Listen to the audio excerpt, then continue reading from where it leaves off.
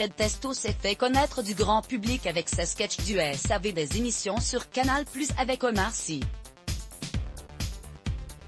À l'occasion de la sortie de En passant pécho sur Netflix, il s'est confié sur cette ancienne époque et a fait quelques révélations. Il y a quelques semaines maintenant, Omar Sy faisait parler de lui pour sa nouvelle série Netflix Lupin qui s'inspire évidemment du gentleman cambrioleur, Arsène Lupin. Cette dernière a connu un véritable succès, surtout outre-Atlantique.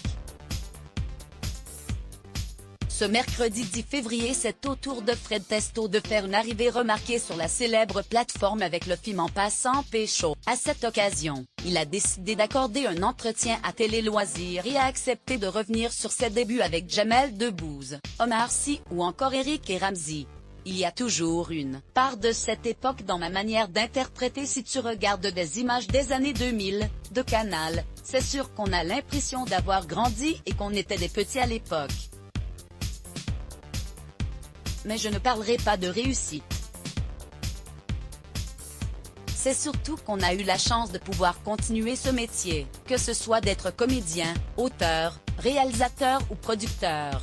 Dans toutes ces aventures, on a fait des rencontres qui nous ont fait avancer. Le journaliste lui demande alors si les délires, les costumes du SAV des émissions avec Omar Sy, ne vous manquent-ils pas? Fred Testo l'assure, non, ça ne me manque pas. L'acolyte d'Omar Sy précise ensuite, après il y a toujours une part de cette époque dans ma manière d'interpréter, quelque chose qui revient dans tous mes personnages.